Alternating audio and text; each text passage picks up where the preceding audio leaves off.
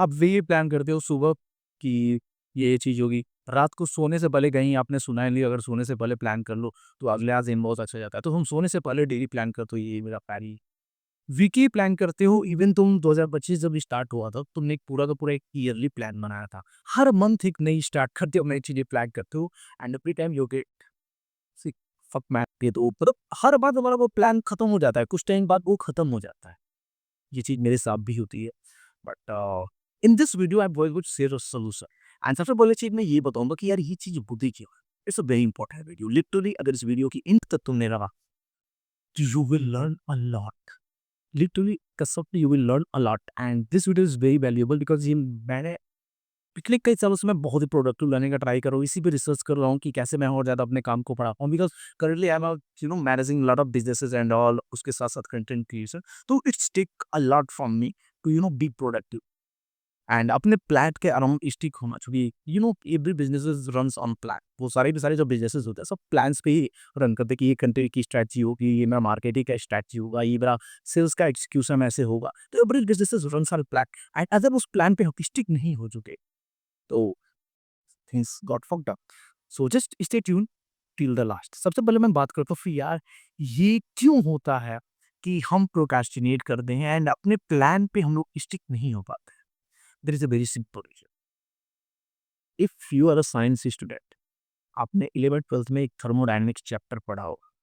Thermodynamics का second law बोलता है कि कोई सा भी isolated system with the time time के जैसे जैसे टाइम बढ़ता जाता है उस यूनिवर्स के किसी भी आइसोलेटेड सिस्टम में रैंडमनेस बढ़ती ही जाती है। रैंडमनेस मतलब डिस्टर्बेंस। इंट्रोपी, इसको लॉ ऑफ इंट्रोपी बोलते हैं। इंट्रोपी लॉ थर्मोडायनेमिक्स का सेकेंड लॉ है।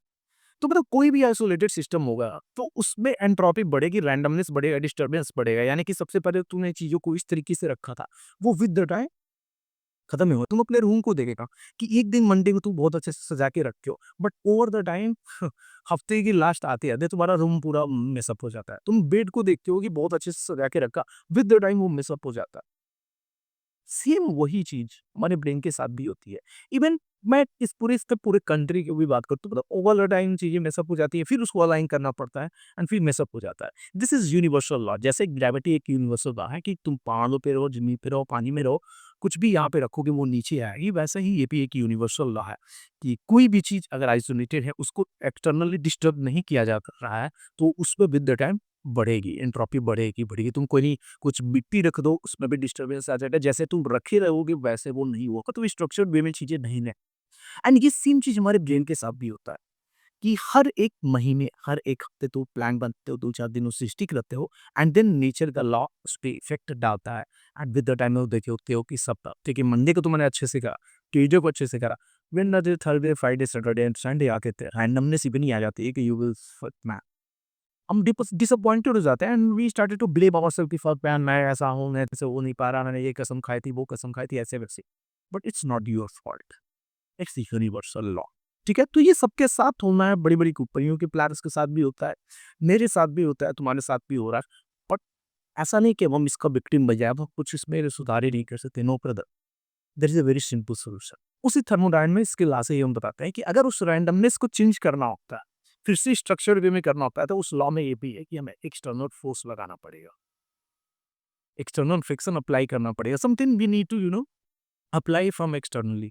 एंड दिक्कत ये है कि सिंपल सी चीज़ है, रूम का तुम्हारा रैंडमनेस अगर हो पड़ा है या फिर एक दिन तुमने अच्छे से करा था, फिर उस पे बहुत ज़्यादा रैंडमनेस आ गया है, तो उसको सही करने के लिए क्या करना होता है?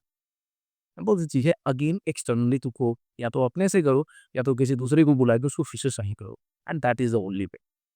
It's not a career like कि बहुत बड़ी साइंस में बताने वाला हूँ। I am going to say plan plan and plan daily plan करो, वीकली प्लान करो एंड जब भी चीजें मिसअप हो अगेन उसको अलाइन करो, फिर से प्लान करो। डोंट गेट फ्रस्ट्रेटेड कि मेरा प्लान वर्क नहीं कर रहा है। कभी भी इस इल्यूजन में मत पड़ो कि तू ईयर्स ऑफ प्लान करोगे एंड पूरे के पूरे साल उसी पे स्टिक लोगे। No, it is not going to happen. With the time things got ruptured, disturbance आएगा, इंटरप्शन होगा एंड वो बहुत ही दिक्कत क्रिएट करेगा। तो हम उसको फ्रस्ट्रेट हो जाते हैं, खुद को लेके बहुत ही निगेटिव फील करने लगते हैं कि यार वो यूट्यूबर इतना ज़्यादा वो है, वो इन्फ्लुएंसर कितना कंसिस्टेंट है, I am the fucking man, मैं ही पिस अप सिट हूँ जो मैं इतना कंसिस्टेंट नहीं हो पा रहा हूँ। But the reality is that सबके साथ ऐसा होता है because it's a universal law and सब लोग अलाइन करते रहते हैं। टेबल मतलब सिंपल सी चीज़ है यार, मैंने मंडे को प्लान करा था, ट्यूसडे, थर्सडे, वेडनेसडे तक मेरा आधे-आधे रैंडमनेस आ गए। फिर से मैं वेडनेसडे को प्लान करता हूँ कि फिर से चीज़ों को सही करना है। फिर से कुछ टाइम बाद लाइक ये ग्राफ ऐसे जाती है, नीचे आएगी, फिर से आपको इस ग्राफ को अप करना है, फिर से ये धीरे-धीरे नीचे जाएगी, फिर से आपको ये करना है। तो this is the tips, this is the tricks, and this is the things.